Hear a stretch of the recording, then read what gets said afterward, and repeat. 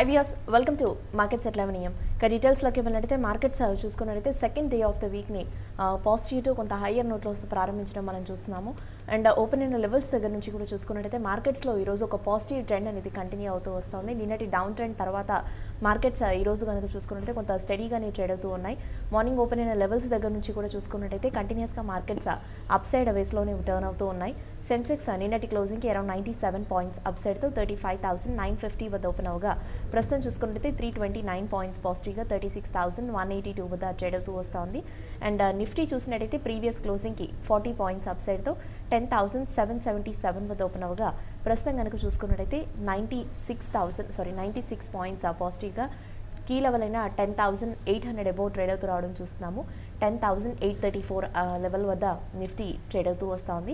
And bank Nifty కనుక చూసుకున్నట్టయితే నిన్నటి క్లోజింగ్కి 69 పాయింట్స్ అప్ సైడ్తో 27,317 వద్ద ఓపెన్ అయిన బ్యాంక్ నిఫ్టీ ప్రస్తుతం కనుక చూసుకున్నట్టయితే 141 పాయింట్స్ పాజిటివ్ వేస్లో 27,389 వద్ద ప్రజెంట్ ట్రేడింగ్ని కొనసాగిస్తూ వస్తుంది. ఇక మిడ్ స్మాల్ క్యాప్ స్టాక్స్ విషయానికి వచ్చినట్టయితే మిడ్ క్యాప్ బేస్ స్టాక్స్ నిన్నంతా కూడా బాగా కరెక్ట్ అవుతూ డౌన్ సైడ్ మూవ్లో ట్రేడ్ అయిన మిడ్ క్యాప్ బేస్ స్టాక్స్ ఈరోజు కనుక చూస్తున్నట్టయితే అవుట్ పర్ఫామ్ చేయడం మనం చూస్తున్నాము. అడ్వాన్సెస్ కంపేర్ టు డిక్లైన్సెస్ చూసుకున్నట్టయితే చాలా స్ట్రాంగ్గా ట్రేడ్ అవుతున్నాయి. అడ్వాన్సెస్ ప్రస్తుతం 1,111గా ట్రేడ్ అవుతుండగా డిక్లైన్సెస్ అరౌండ్ 484గా ప్రస్తుతం ట్రేడింగ్ని హోల్డ్ చేస్తున్నాయి.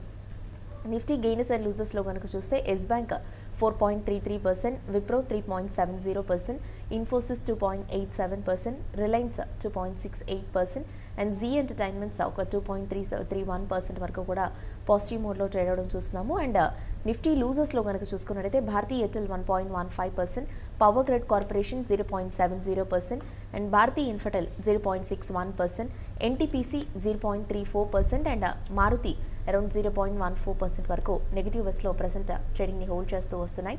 ఇక రూపీ కనుక చూసుకున్నట్టయితే ఈరోజు 16 పైసా హయ్యర్ సైడ్తో అరౌండ్ 70.77 వద్ద ఈరోజు ఇండియన్ రూపీ కొంత హయ్యర్ సైడ్లో డేని స్టార్ట్ చేస్తుందని చెప్పుకోవచ్చు. అండ్ ప్రస్తుతం కనుక చూసుకున్నట్టయితే 71.02 వద్ద ఇండియన్ రూపీ ప్రజెంట్ ట్రేడ్ అవుతూ వస్తుంది. ఇక ఏషియన్ మార్కెట్స్ చూసుకున్నట్టయితే ఏషియన్ మార్కెట్స్ కూడా ఎక్సెప్ట్ షాంఘై కాంపోజిట్ మినహాయించి రెస్ట్ ఆఫ్ ద స్టాక్స్ అన్నీ కూడా చూసుకున్నట్టయితే ప్రస్తుతం మార్కెట్స్ ఏషియన్ మార్కెట్స్ కూడా స్ట్రాంగ్గా మూవ్ అవుతున్నాయి. నిక్కై అరౌండ్ 179 పాయింట్స్, ట్రై Times 43 points and Hang Seng 402 points, Taiwan index 67 and Kospi 27 points వరకు పాజిటివ్గా ట్రేడ్ అవుతుంది. And Shanghai composite around present కనుక చూస్తే ఒక 23 పాయింట్స్ వరకు పాజిటివ్ వేస్లో ట్రేడ్ అవుతుండగా ఎస్జీఎక్స్ నిఫ్టీ 104 పాయింట్స్ పాజిటివ్గా 10,873 ఆ లెవెల్ వద్ద ట్రేడ్ అవుతూ వస్తుంది. ఇక BSE mid and small cap gainers కనుక చూసినట్టయితే Castrol around 4.42%, L and T finance 2.94%, Colgate 1.56%, Emami 1.5% and Reliance capital ఒక 1.5% వరకు పాజిటివ్ వేస్లో మోవడం చూస్తున్నాము. ఇక బీఎస్ఈ స్మాల్ క్యాప్ గెయినర్స్ కనుక చూస్తే Fineotex chemicals around 13%, Aptech 7.37%, Pokarna 5.92%, JB chemicals around 4.5% and Kolte Patil 4% వరకు పాజిటివ్ మొమెంటంలో ప్రజెంట్ ట్రేడింగ్ని హోల్డ్ చేస్తున్నాయి.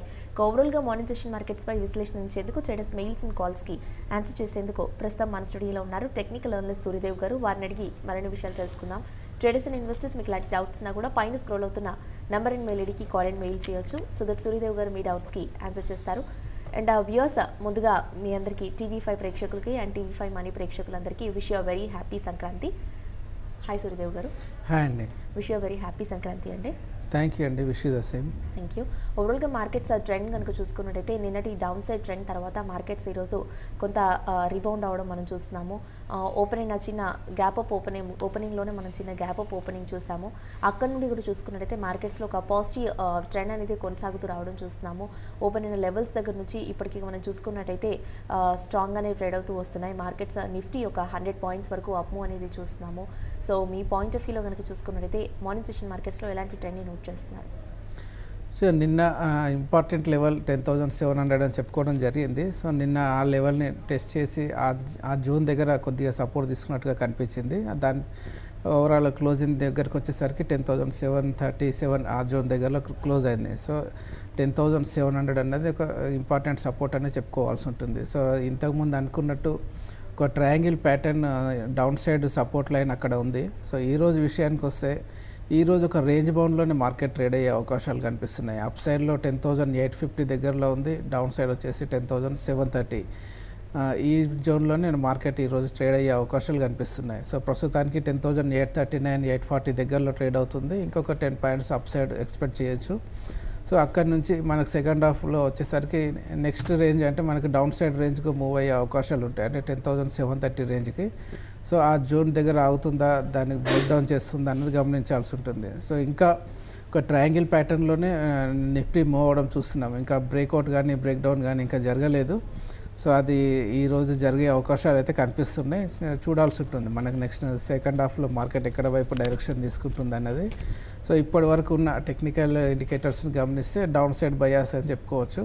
సో బ్యాంక్ నిఫ్టీ విషయానికి వస్తే బ్యాంక్ నిఫ్టీ సిమిలర్గానే ట్రేడ్ అవుతూ వస్తుంది. బ్యాంక్ నిఫ్టీలో లాస్ట్ ఒక 2 days బ్యాక్ అంటే మొన్న ఒక డౌన్ సైడ్ గ్యాప్ అన్నది ఏర్పడింది 27,425 దగ్గర. ఆ జోన్ ఈరోజు రీటెస్ట్ చేయడం చూసాం కాబట్టి ఇక్కడ నుంచి మళ్ళీ డౌన్ సైడ్ మూమెంటం బ్యాంక్ నిఫ్టీలో కూడా వచ్చే అవకాశాలు ఉంటాయి. కాబట్టి ఇది లాంగ్ పొజిషన్స్లో స్టక్అప్ అయిన వాళ్ళకి ఇంకొక అవకాశం మార్కెట్ ఇస్తుందని భావించాలి తప్ప ఫ్రెష్ లాంగ్ పొజిషన్స్ బిల్డప్ చేయడానికి అయితే కాదని అర్థం చేసుకోవాల్సి ఉంటుంది.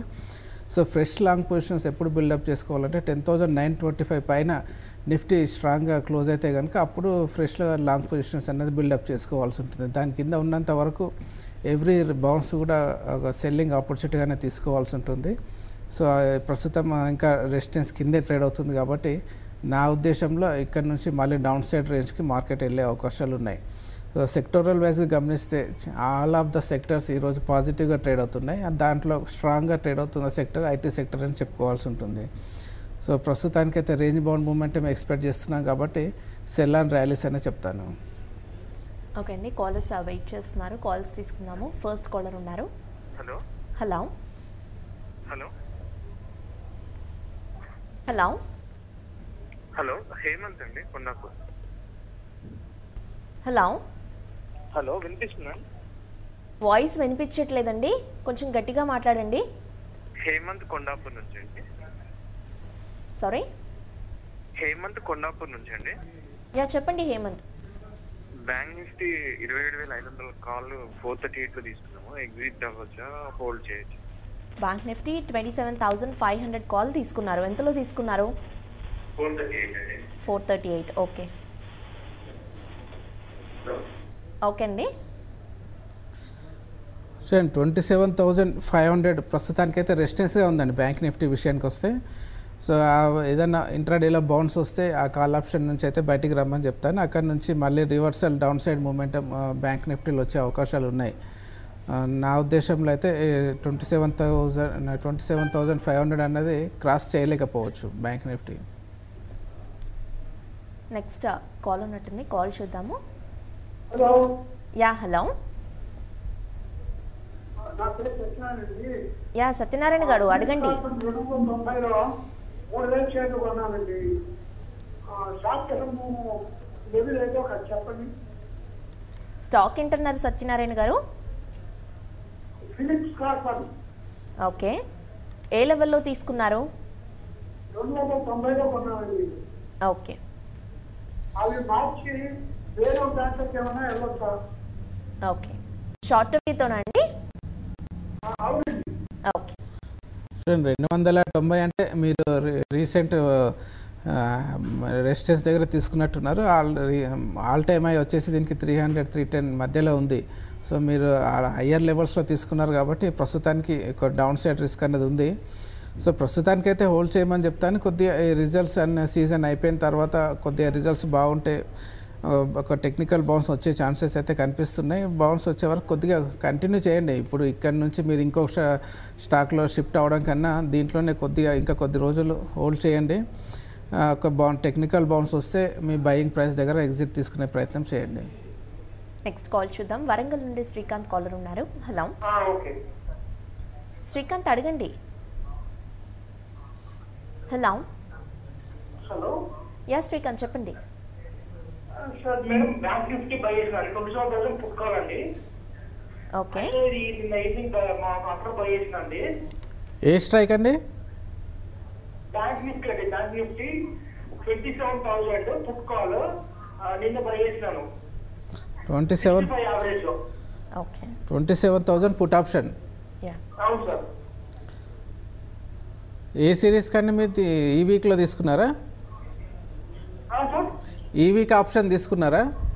అవునండి, పుట్కాలు నిన్న తీసుకున్నాను. ఓకే, అది పుట్ ఆప్షన్ అయితే హోల్డ్ చేయండి ప్రస్తుతానికి. ఈరోజు 27,500 అయితే స్ట్రాంగ్ రెసిస్టెన్స్గా ఉంది.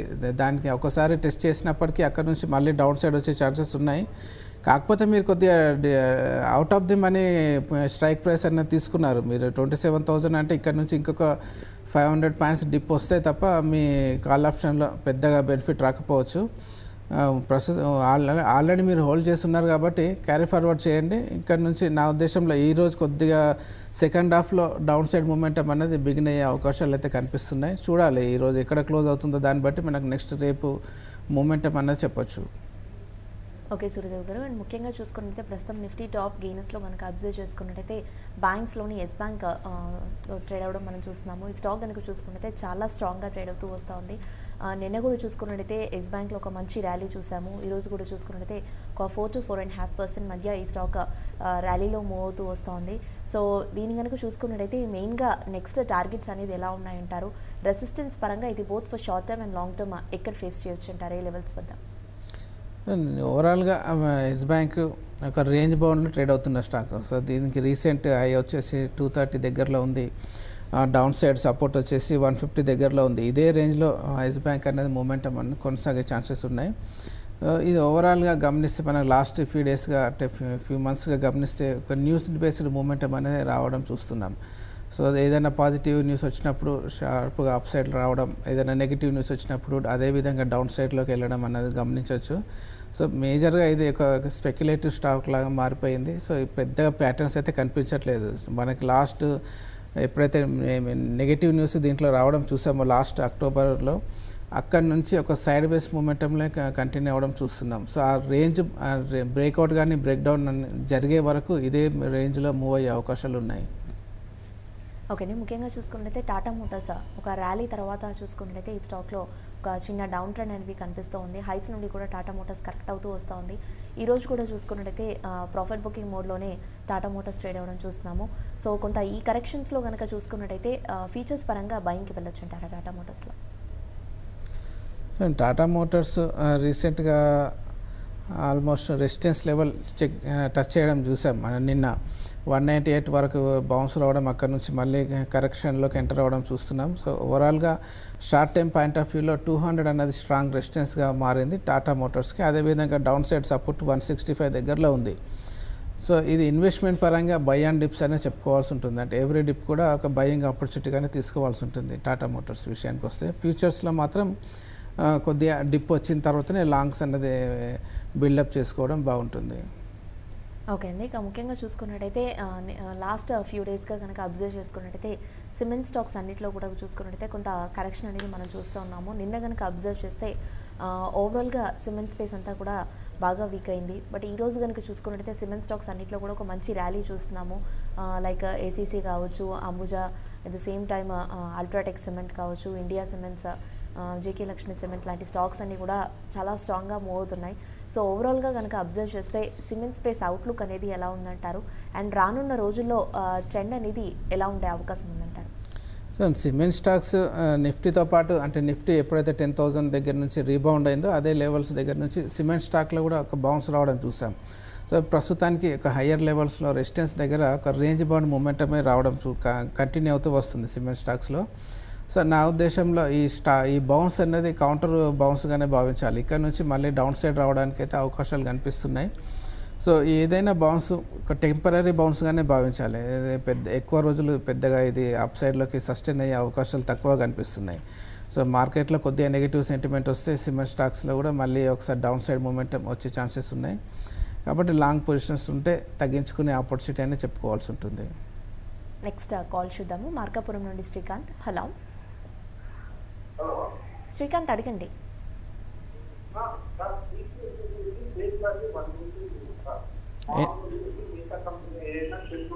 1 సెకండ్ శ్రీకాంత్,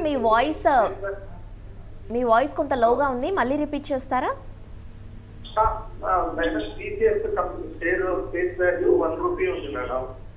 ఓకే, చెప్పండి. ఫేస్ వాల్యూ 10 రూపీస్ ఉండదు కదా, ఇది ఫిక్స్ కూడా చేయలేదు కదా, ఇది పబ్లిక్ ఇష్యూకి వచ్చేటప్పుడు ఫేస్ వాల్యూ రూపాయలతోనే వచ్చిందా రాలేదని తెలియజేస్తున్నా కోరుతున్నాం మేడం. ఓకే. సో మీరు అడిగేది ఫండమెంటల్ విషయాలు అడుగుతున్నారు. సో దానికి చెప్పడానికి మన దగ్గర ఫండమెంటల్ అనలిస్ట్ ఉన్నారు, వాళ్ళని అడగండి. సో నేను టెక్నికల్ పాయింట్స్ మాత్రం నేను కవర్ చేస్తానండి.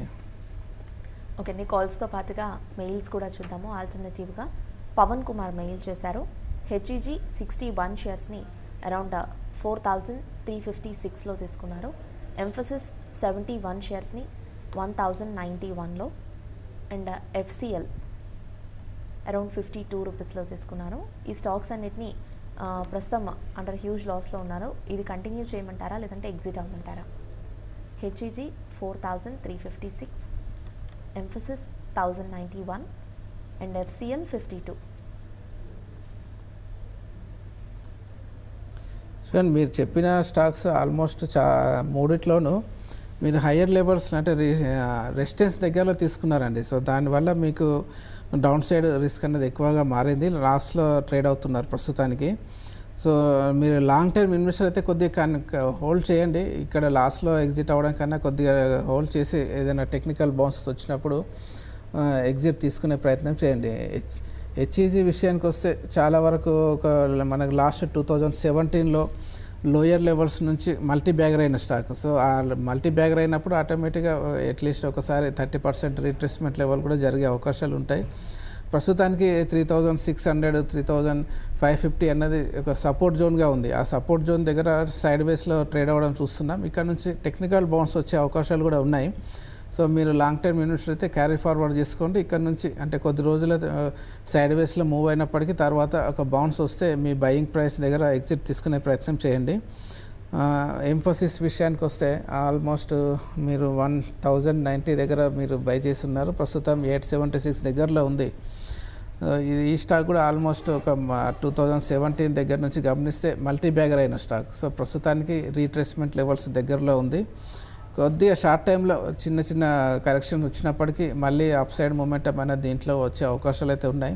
మీరు చెప్పిన 3 స్టాక్స్ని క్యారీ ఫార్వర్డ్ చేసుకోండి. దీంట్లో మీరు ఎగ్జిట్ అయిన తర్వాతనే మళ్ళీ నెక్స్ట్ స్టాక్ షిఫ్ట్ అవ్వడం అన్నది అప్పుడు ఆలోచించవచ్చు. ప్రస్తుతానికైతే 3 క్యారీ ఫార్వర్డ్ చేసుకోండి. ఓకే అండి, నెక్స్ట్ కాల్ ఉన్నారు, కాల్ చూద్దాము. హైదరాబాద్ నుండి వంశీ. హలో. హలో. యా చెప్పండి వంశీ. మేడం ఈ టైంలో జాగ్రత్త Prakash DMart Jain irrigation future retail తీసుకోవచ్చా మేడం? 1 సెకండ్ అండి. Jagran Prakashan, Jain irrigation, future retail Jain irrigation madam. Long term కోసం 1 or 2 years 3 years తీసుకోవచ్చా ఇప్పుడు?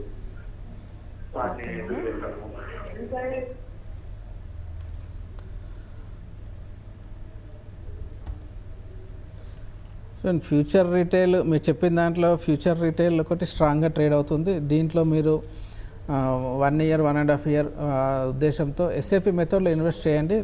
అంటే ఒకేసారి ఇన్వెస్ట్ చేయకండి. ఎవ్రీ డిప్ను మీరు ఒక బయింగ్ ఆపర్చునిటీగా తీసుకోండి. ఇంకా ఇక్కడ నుంచి కొద్దిగా డిప్ వచ్చిన ఎవ్రీ 10% డిప్ వచ్చినప్పుడల్లా మీరు కొద్దిగా అక్యుములేషన్ చేసుకుంటూ ఉండండి.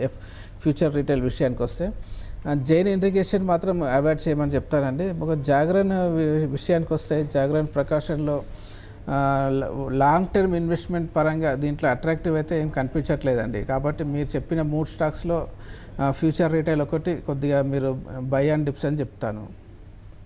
నెక్స్ట్ కాలర్ ఉన్నారు, వైజాగ్ నుండి అప్పాజీ. Hello madam. భారత్ రసాయన రేట్లు ఎట్లా వచ్చండి? షార్ట్ టర్మ్ కండి లేదంటే long term? Sorry,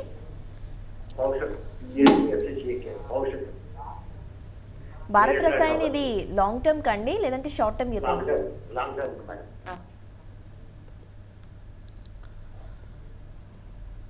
Bharat Rasayan ఈ టైంలో ఎంటర్ కావచ్చా అంటే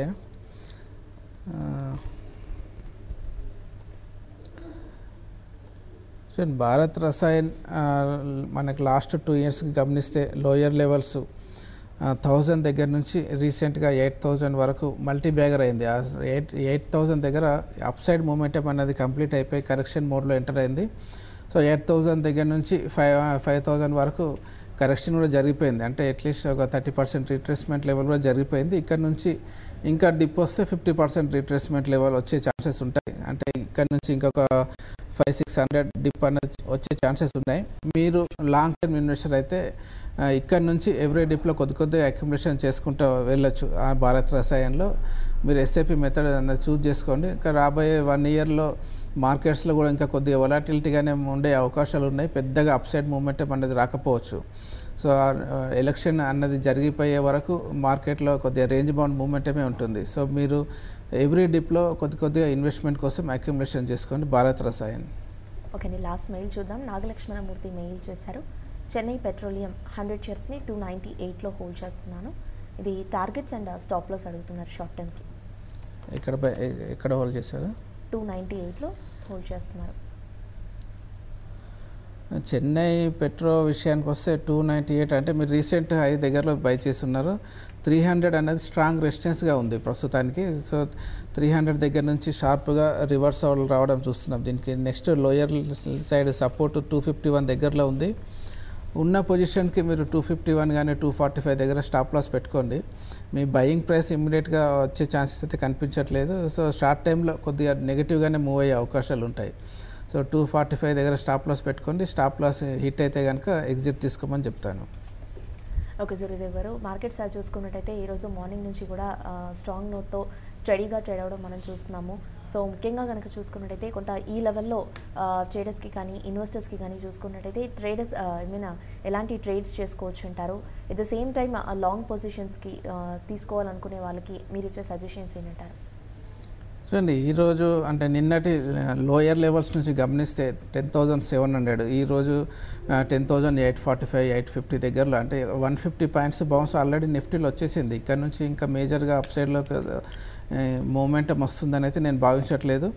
సో ఇక్కడ నుంచి ఒక స్ట్రాంగ్ అప్ మూవ్ రావాలి అంటే 10,925 దగ్గర ఎబో నిఫ్టీ ట్రేడ్ అవ్వాల్సి ఉంటుంది. దానిపైన క్లోజ్ అయితేనే ఫ్రెష్ బయింగ్ అన్నది నిఫ్టీలో వస్తుంది. సో దాని కింద ఉన్నంత వరకు ఎవ్రీ ర్యాలీ కూడా సెల్లింగ్ ఆపర్చునిటీగానే తీసుకోవాలి. ప్రస్తుతం ఒక రెసిస్టెన్స్ లెవెల్ దగ్గరలో ఉన్నాం కాబట్టి హయ్యర్ లెవెల్స్లో కొద్దిగా స్టాప్ లాస్ మెయింటైన్ చేస్తూ షార్ట్ పొజిషన్స్ బిల్డప్ చేసుకోవచ్చు అని చెప్తాను. ఇక్కడ లాంగ్ పొజిషన్స్ బిల్డప్ చేయడం మాత్రం ఈ లెవెల్లో అయితే రిస్కీ అనే చెప్పాల్సి ఉంటుంది.